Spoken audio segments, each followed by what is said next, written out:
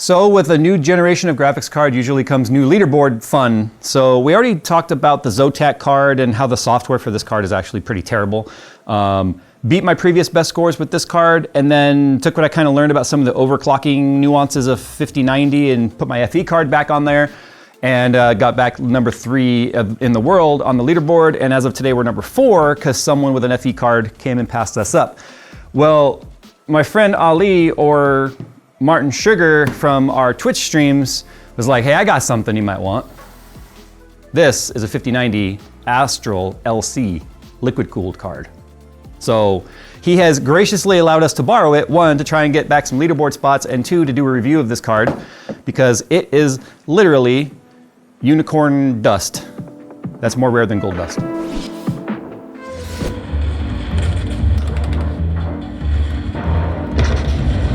Hey, Day.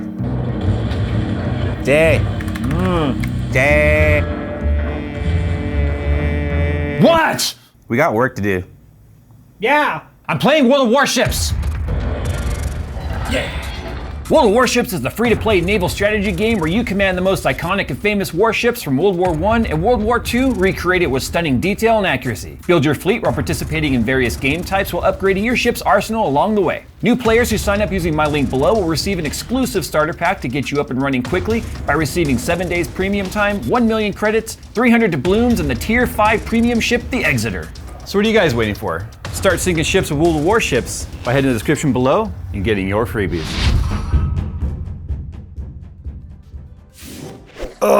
So I kind of asked him, I was like, why the heck did you spend $3,100 on a graphics card? And he said, because I wanted to. And you know what? Who am I to argue with that? Today's video is gonna be weird. We're gonna be borrowing the card for a little bit because he's not ready to throw it into his build yet, but we're going to start with the overclocking because I am really curious as to if we can get back number 3 spot in the world. So dimension-wise, it's a pretty big card, even for a water-blocked card, because as you can see, versus the solid OC from Zotac, it's a pretty chunky card. Even the, it's still over 2 slot though, like barely past it, which kind of stinks. There's a lot of neat stuff built into this card. We'll talk about it in the full review though. GPU Tweak 3 actually does per pin monitoring of the 12 volt high power or the 12 volt 2x6. So that if it starts to exceed any sort of power draw or temperature that's outside of spec, it will alarm and yell at you. So that way you can, I guess, check your plugs and stuff. I'm highly concerned about these cards and the power draw that they can have. You already saw in the Zotac video, my PMD2 device was actually doing an audible alarm at me at the amount of power this was drawing through the cable, which is actually above spec. So, and by above spec, I mean above 600 watts. It was pulling on average 630 watts through that cable. So this is gonna be a very interesting generation regarding power draw and power supply quality and all that sort of stuff. It's got a air-cooled, not VRMs, but it's got air-cooled stuff on here. I guess the best way to put it is I do believe that this block does touch the RAM. I could be wrong. In fact, the ASUS Tweak 3 software does show RAM temps and all. It's very much like the ICX stuff that EVGA had, but now the EVGA sort of defunct and they had the patent on that. I guess other brands can now sort of do that. So ASUS is now showing VRM temp, they're showing RAM temp, they're showing core temp, they're showing, they're not showing hotspot temp because hotspot sensor was apparently removed on 50 series, which is interesting. But the rest of the card does have some air-cooled heat sink on it because this thing is going to be generating some heat.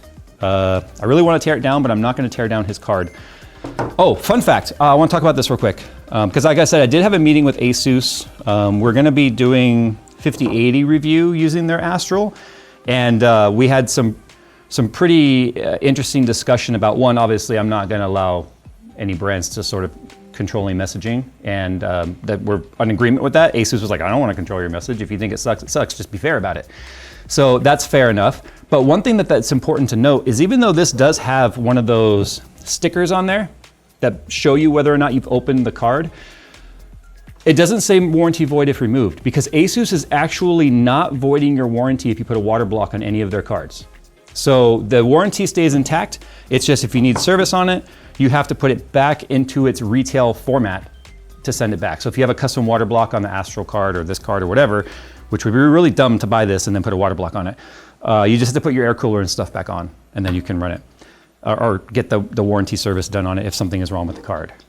With that said though, I guess let's get it over onto the test bench. Let's see what kind of temps we're getting without busting out the AC or anything. And then I think we're gonna pretty much tape this rad to the air conditioner and see what we can get in terms of temps. Because here's what I learned about the 5090. Max overclocks are not how to get the highest score.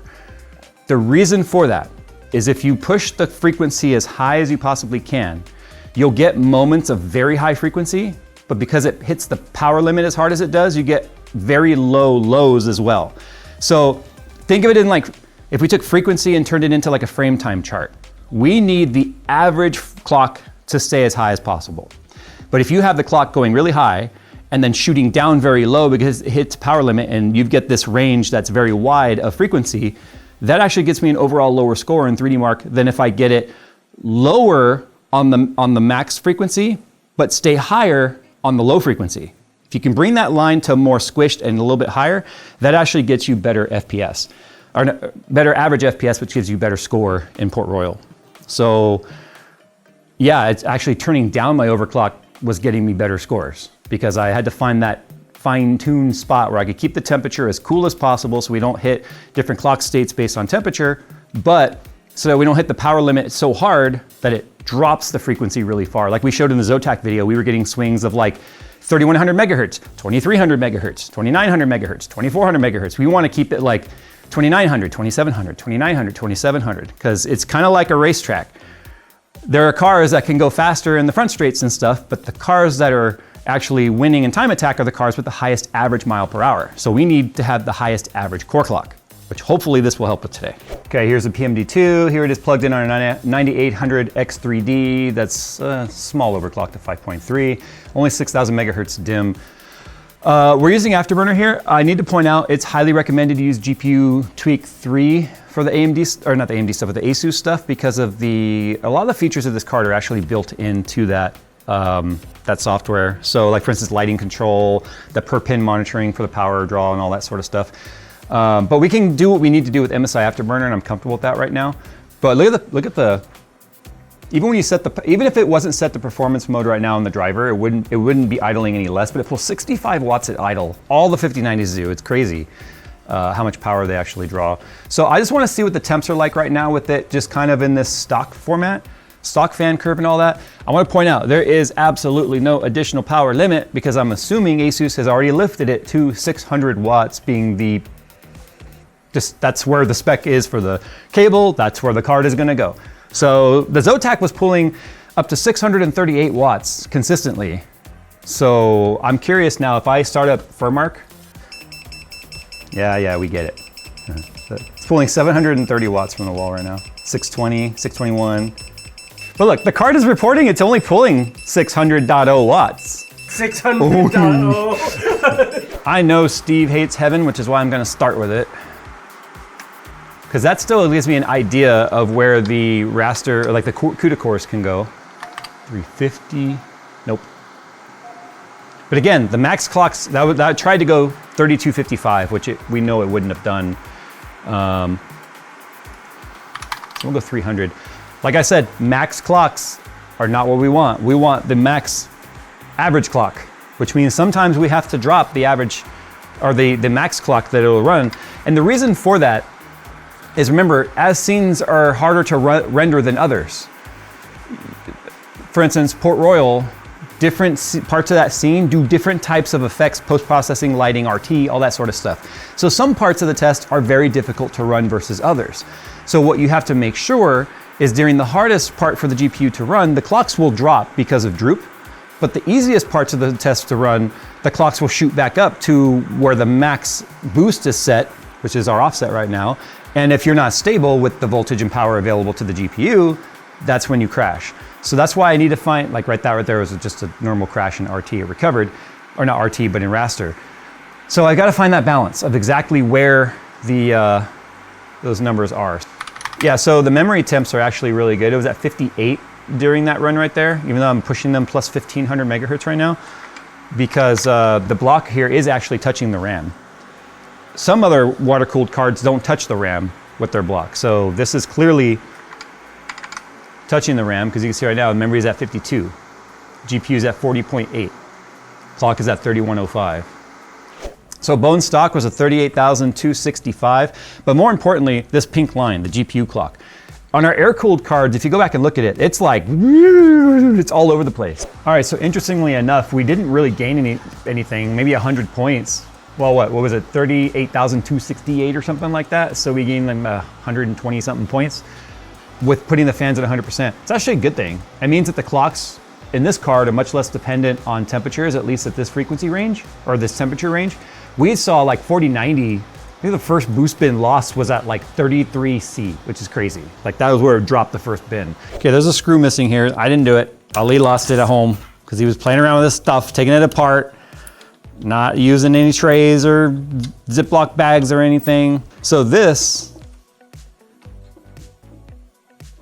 is magnetic. Dude, that's awesome. That is. That is cool. Like, oh, dang, that's strong too. Oh, look at that. Woo. Ooh. Stop playing with the dongle, Jay. Okay, well, it's fun. Okay, I just wanted the fans off there. We're gonna let the AC do the work. I like doing this stuff, to be honest. So I took the fans off because, like I said, they could potentially hold us back, but I had to seal off as much air as possible. I built a big old shroud out of styrene. One thing I want to point out, every time we do this, people freak out, but moisture, moisture, condensation, condensation. This card, all the Astral cards, and I'm not sure if the tough cards have conformal coating on them, which can help with resistance of moisture.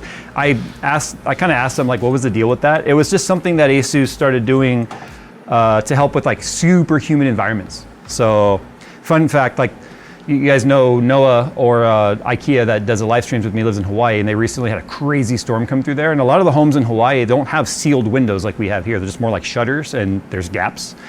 He said rain was coming up through the bottom of the window. That's how bad, like how windy it was, hitting the house and then pushing water up into the house. And he was worried about water damage to his computer. Fortunately, nothing happened. So environments like that are why conformal coatings are an awesome thing.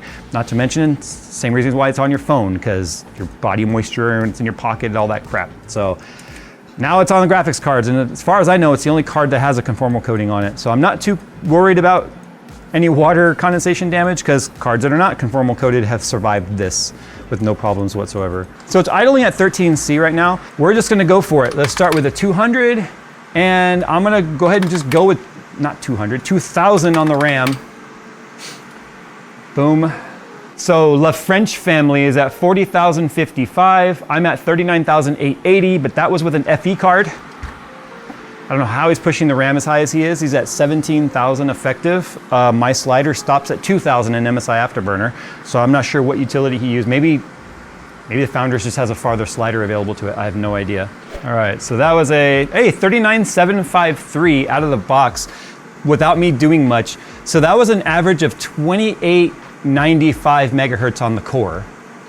See, my memory clock speed's at 16,000. He's 1,000 above me right now. What software is he using? I'm just gonna go 250, screw it. All right, so it's finishing right now. That's plus 250, plus 2,000, which is such a weird thing to say. How'd this do? Let's see. All right, that's my new high score, 39,932. So I still have to pick up 122 points somewhere. So I need to save this result because we're not online. 275, I don't wanna be too greedy. 39,956, okay. See, this is where it becomes interesting. It's like, am I hitting that wall? I don't know. So let's find my max with MSI Afterburner and then we'll try GPU Tweak 3. Go 300. Oh, 40,050. Yay, we passed 40,000. Yeah, but I need to pick up 5 points. He's 40,055. Oh, there's third place back. Nice. 40,094. But it's taken all of this for a guy that with an FE that was like, oh. Save it before Oh you yeah, forget. yeah. You didn't save the last one. Save. Yay. Okay, there's 40,094, but we're not done there. So I actually backed off the clock speed a little bit and I got a 40,147. So I dropped it from 325 down to, or 350 down to 340. Let's do this. I'm gonna back it off again. I don't know if 335 will be a different bin, boost bin, maybe. But this is what I'm talking about. Max overclock is not always going to be guaranteed to be the fastest run, because you start smacking headroom too hard, then it shoots down too far to make up for it, and then it comes back up. 350 was crashing, so I had to drop it down to 340, so technically we did see an improvement, but I'm just going to see what happens right now if I drop it a little bit. Then I'm going to load GPU tweak, see if I can get more RAM speed. I think that's all that's going to be left for me. I don't think I can go any farther than this. 40,169, which I think might be ever so slightly higher than the previous run. By lowering the clock, you saw I got a little more performance. But I'm gonna stop wasting my time with Afterburner right now. I'm gonna download GPU Tweak 3 and see if it gives me more VRAM. I'm gonna start pushing VRAM now.